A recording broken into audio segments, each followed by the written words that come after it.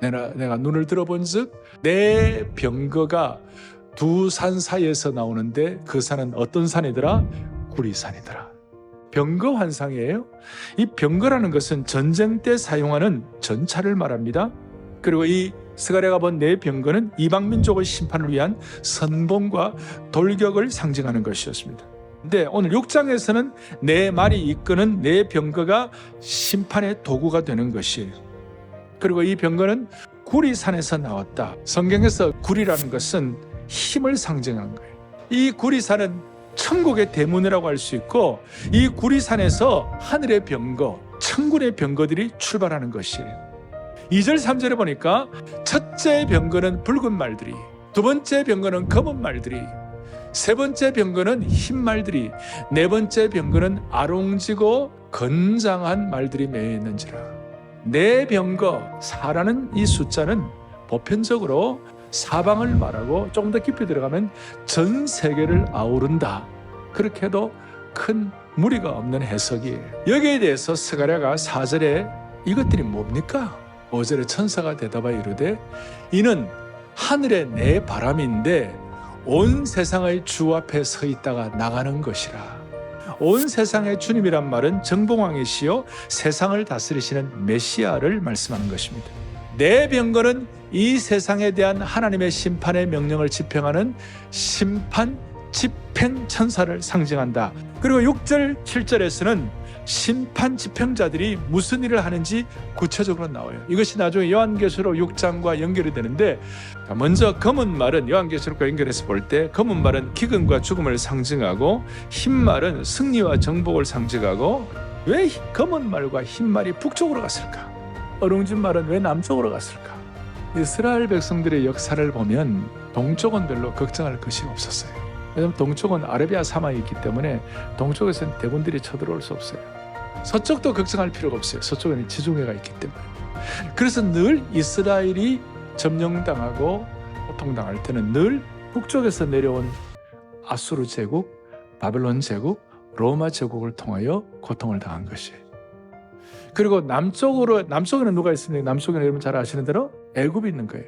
그 남쪽에는 이제 어룽진 말을 내보내고 북쪽에는 검은 말과 흰 말을 통해 내보내가지고 심판하는 것이 결정적인 심판의 날 하나님이 예비하신 병거를 통하여 이스라엘을 괴롭히는 바벨론과 아수르와 로마를 애굽을 심판하실 것이다. 너무 신비한 거예요. 이것은 오늘 우리의 삶의 현장과 너무 많이 연결되어 있는 것이에요. 교회 성도들을 괴롭히는 이 시대의 아수르와 바벨론과 애굽을 하나님은 반드시 처단하실 것이다. 하나님이 반드시 여호와의 크고 두려운 날이 올 것이다. 요엘서 2장 31절을 또박또박 같이 크게 보겠습니다. 여호와의 크고 두려운 날이 이르기 전에 해가 어두워지고 달이 핏빛같이 변하려니와.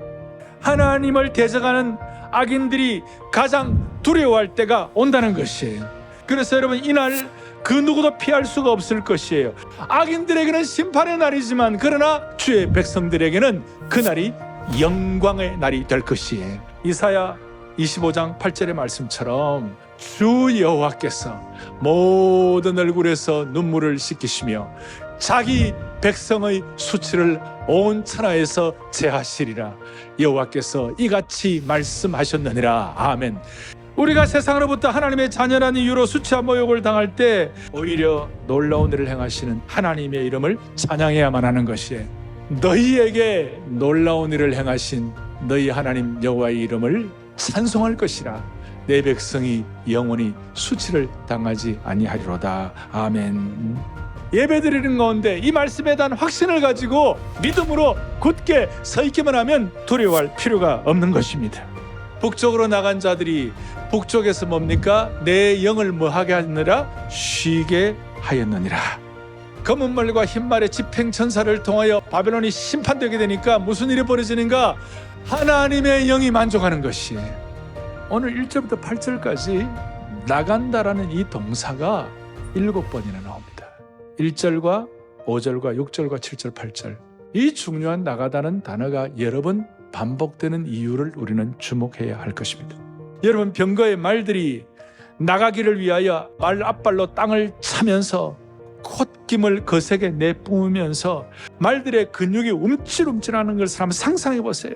건장한 말들과 병거들이 드디어 콧김을 뿜어내면서 나아가는 이 상황을 그 거친 강력한 나아감 앞에서 바빌론이 여호와의 심판의 날에 멸망하게 되는 것입니다.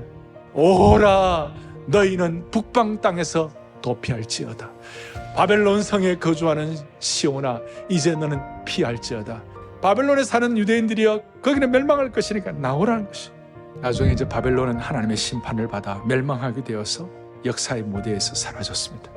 동시에 바벨론에서도 경고를 듣고 쫓아나온 사람은 구원받았지만 바벨론에 오염돼가지고 남아있던 이스라엘 백성들을 다 심판받고 영적으로 망해버렸어요. 같이. 이게 바로 하나님의 계시의 말씀, 심판의 말씀을 불순종한 사람들에 대한 결과인 것입니다. 마지막 적용으로 심판은 하나님께 맡기고 우리는 주님 중심의 삶으로 전환해야 할 것입니다. 우리가 살아도 주를 위하여 살고 죽어도 주를 위하여 죽나니 우리가 사나 죽으나 우리가 다 누구의 것이로다? 주의 것이로다. 그냥 사는 게 아니고 주님 중심으로 산 것만 산 것이에요. 여러분 우리가 지금 이 땅에 당하는 어려움, 조롱, 수치, 힘든 것 좀 있어도 주인이 오시면 게임 오버예요. 이 심판의 날이 저들에게는 참혹한 크고 두려운 날이지만 핏빛 있는 날이지만 우리에게는 영광의 대관식이 될 줄로 믿습니다.